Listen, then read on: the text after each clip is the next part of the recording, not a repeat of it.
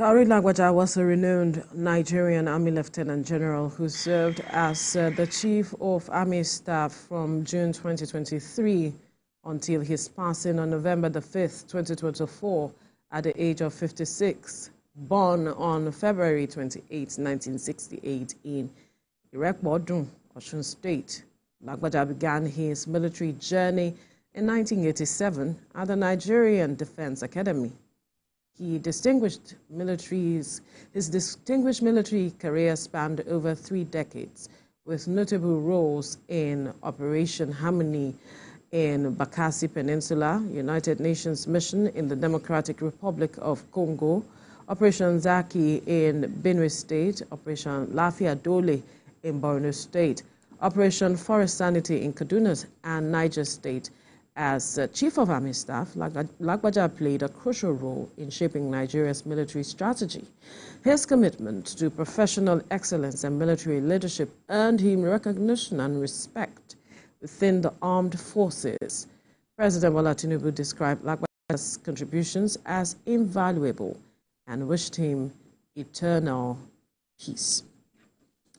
Well, joining us to discuss this is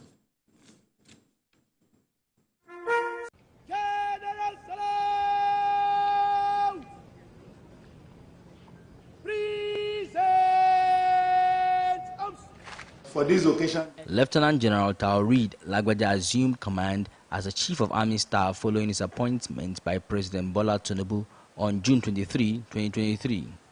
His command philosophy was, quote, to transform the Nigerian Army into a well-trained, equipped, and highly motivated force towards achieving our constitutional responsibilities within a joint environment, end of quote. Under his leadership, the Nigerian Army expanded its training programs, which helped to significantly reduce bandit activities in the northwest and brought Boko Haram's activities to an all-time low in the northeast. So Nigeria should expect enhanced performance of our troops. Lieutenant General Lagbaja emphasized the importance of integrating digital technology into military operations, which he presented at a seminar on digital transformation and the smart soldier concept. For one who is wholly committed to it. On the welfare front, the Chief of Army Staff launched the Affordable Housing for All scheme, which provides subsidized housing to soldiers, including those who have become disabled during their service. He had several prominent community engagements. During the Nigerian Army Day celebration, the Army organized community-focused activities, including educational competitions. Lieutenant General Lagbaja obtained a bachelor's degree in geography from the Nigerian Defence Academy. He studied strategic studies at the U.S. Army War College at the master's level, with several honors and awards, including Nigerian Army Medal, Grand Service Star, Field Commander Medal of Honor, and General Staff Medal of Honor. Lieutenant General Lagbaja also had a Bachelor of Arts degree in History and Masters in International Affairs and Diplomacy. He was born in Ilobu of Irepodun in what today is Osun State on February 28, 1968. He spent his early life in Osogbo, where he attended the prominent St. Charles Grammar School and Local Authority Teachers College.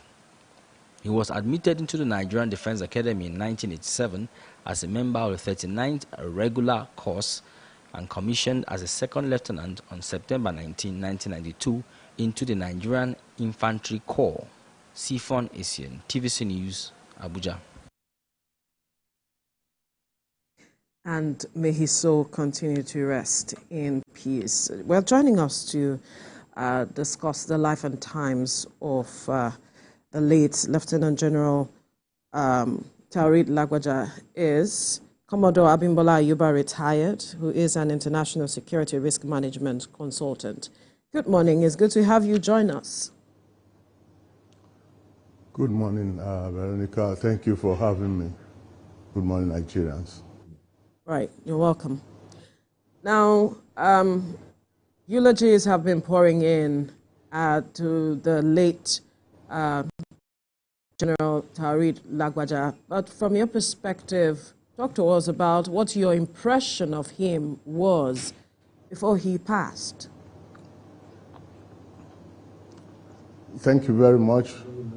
First of all, let me also join in giving my condolences to the Commander-in-Chief, President Bola Ahmed Tinubu, and his cabinet, the entire military family, and his immediate family for this great loss to an icon, a general of generals, Lieutenant General Taoreed Lagbaja. Well, it is not often you find a general that is well grounded in military operations, a total officer, a total leader, a general that fights from the front in the battle space. And he has been a bridge between the older generation of military officers, having served in Operation Harmony 4 in Bakassi, and that was quite an enduring military operations. And he's of the 39 regular course. I am of a 28 regular course of the same Nigerian Defence Academy. He had been a well-focused officer, and throughout his military career, is known to provide leadership from the front. There are very few generals who fight from the front of the battle space, and most of them will prefer to be in the safety of the command, of their command headquarters. But he, by his style of leadership, is always committed to the war front, particularly in the battle and fight against insurgency in Nigeria. General Lagbaja has shown a lot of commitment, exemplary service to the military and the nation in general. And his style of leadership made him well acclaimed when President Tinubu chose him to lead the Nigerian Army at the material time after he was sworn in as President and Commander-in-Chief. And of course, in his track and looking back, sadly too, also thinking about his loss, he has helped in stabilizing the general operational terrain and fight against insurgency in the various theaters of military operations that dot the entire landscape of the Nigerian security environment. So it's a very sad development that he has left, but you know, we cannot begrudge God. It's God that has chosen this time for him to exit. However, his legacies will not or never be forgotten, and thankfully we thank the presidency for ordering the flags to be hoisted at half-mast in his honor, and I'm sure a lot of things will be done also to immortalize this fine gentleman. Yes, that's quite important. But so far, so good. You have talked about his life and times and how he stabilized the army and, of course, led from the war front. How has his impact helped in reducing the war on insurgency? How has it helped Nigeria win the war on insurgency? Thank you very much. Everything that happens, particularly in the military service, we always border around the character and quality of leadership, particularly of a man who is given the responsibility of leading the army at this time and difficult times of our national security challenges. So one of it is this: a leader must enjoy the confidence of his commanders, that is the Commander-in-Chief of the Armed Forces, the Minister of Defense, the Chief of Defense Staff. He must be able to work with them in harmony, and they must be trusting of him. And of course, by so doing, he's able to garner the necessary resources and support that he needs to prosecute each military operation as they present themselves. And if looking back at the entire Nigerian landscape, you will observe that there are more than 29 or 30 thereabouts military operations going on pari passu. This means it's taking a lot of toll in management of men and resources. And of course, he notably began to infuse the usage of new technology into the art of fighting in our Nigerian military. And this also coupled with the fact that whenever an operation goes on, for instance, when it was GOC, one infantry, mechanized infantry division in Kaduna, he was more or less committed to going to the forward end of the operations, what we call forward end of battle area, FIBA, and Benin Gwari being highly notorious at that time for being a headquarters of bandits in the general northwest, north central environment. He was always committed to fighting, stay in the bush, leading his troops to success. And these are very rare qualities that you find in a soldier, a general of the likes of late Lieutenant General Taoreed Lagbaja. Thank you. All right. You have spoken to how he led from the front, and I'd like for you to expatiate on that. One would expect that as a leader, you led from the front, but it seems this stood out, how he went about that stood out for you, and I'd like for you to shed more light on what stood out with regards to his style of leadership. Well, leading from the front is a style that is quite unique from the military standpoint. A commander is not obliged to go to the forward end of, that is the hot end where the fire is most fierce and ferocious. He will only need to put his subordinate commanders out in each of the elements of the fighting force, and they report back to him while he takes his position in the operational headquarters. So for a commander to leave the safety, comfort of his operational headquarters and goes into the bush to fight side by side with the soldiers as they fight in the field, to motivate them.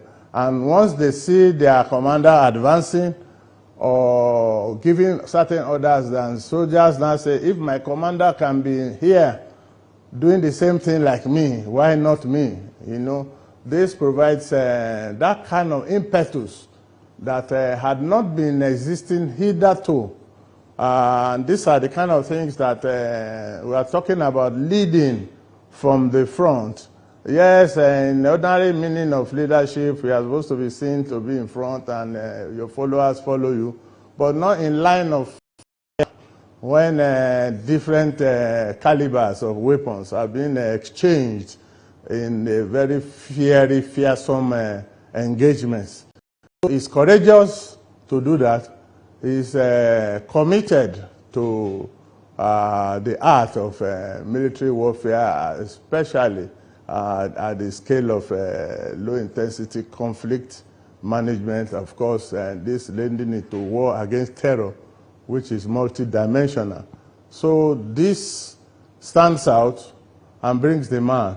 He's kind of kind also, and he has a very, very good understanding of what motivation means, you know. As part of the principles of war, morale, maintenance of morale is quite key as a vital principle of war. Well, whenever your troops are low morale, you are not likely to get the desired result. So, Lieutenant General Lagbaja was able to understand the need to beef up troop morale. The spirit fighting spirit of the army under his watch was quite immense and was appreciated by the ordinary soldier in the field and also up to the generals in the army headquarters and also in the armed forces generally. Perhaps this is why some persons are concerned that he has a huge gap or a big shoe to be filled by the persons taking over from him. Do you have that concerns that perhaps this might be quite a difficult situation to, fill up that gap with regards to his uniqueness now that he is gone? Thank you very much. The selection and maintenance of an A is another very, very important principle. And looking at the succession plan that has been generated under the auspices of the presidency, we will see that, well, despite all the attributes that General Lagbaja has brought to the table, an immediate acting successor has been brought into play.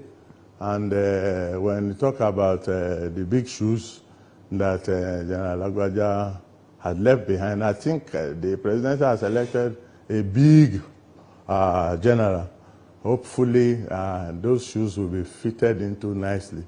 And I think General Oluyede will be able to carry forth. And of course, when you look at the succession planning systems in the military, it's almost seamless because when we develop operational plans, we always put the different plans A, B, C to infinity, so that when things change, you are able to change your battle plan so seamlessly that it may not even appear to the fighting troops that things have really changed. So hopefully, with the promotion of the new Army Chief, Lieutenant General Oluyede, I believe he will be able to carry on the banner while we painfully miss the demise of our dear Lieutenant General Taoreed Lagbaja.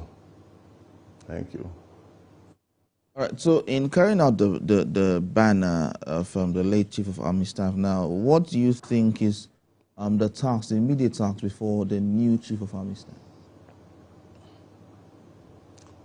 His immediate task is to will together the military, the army, and of course move on from where his predecessor has stopped.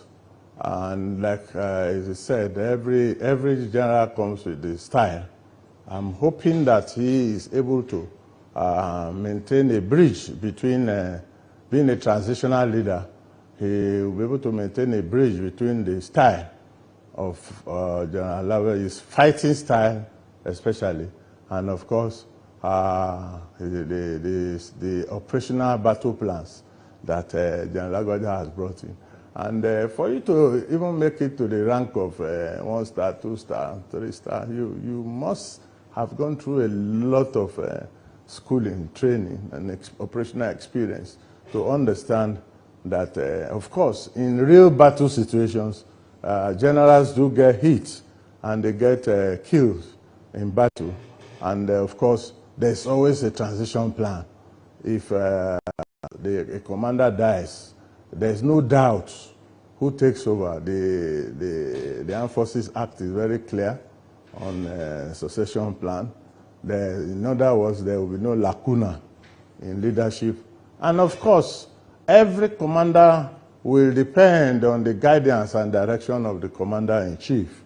He cannot go there and do his own will. He has to also, based on available intel, should be able to act according to the directions which the higher commander, the commander-in-chief, gives to him through the minister, through the chief of defense staff, and in line with what is desired for the country in terms of military operations. So I expect General Oluyede to carry on with the banner of battle, not relenting in the war against terror, in the war against banditry in Nigeria.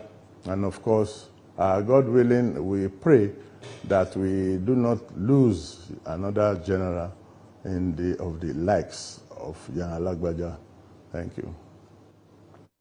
All right. Now, the president has asked that flags fly at half-mast for 7 days in his honor. And then yesterday, the Federal Executive Council meeting, the president, decided that it shouldn't hold also to honor him. But from your perspective, how should we immortalize the person of Taoreed Lagbaja? Well, honor is given to those who honor is due. And of course, from the leadership perspective, the right thing has been done. It's a very rare phenomenon to find the flags lying at half-mast, flown at half-mast. It's a sign of a nation in mourning. And of course, having ordered that, and that is being replicated throughout the armed forces, and of course, all the formations that fly the national and flags. But to honor a man like General Lagbaja will require a lot of combined processes. For instance, some military formations can be named after him. Some streets also in Nigeria can be named after him.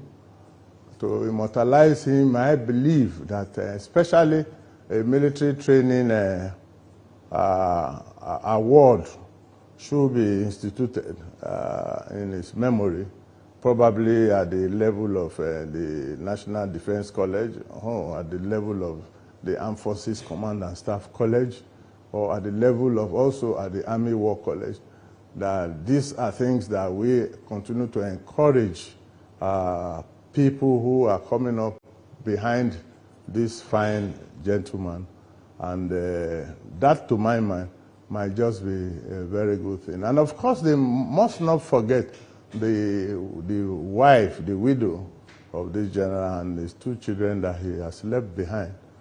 They must look after them and ensure that for one moment, beyond the psychological impact of the loss, that they do not regret having been a wife and children of a fine soldier, general of the type of General Lagbaja.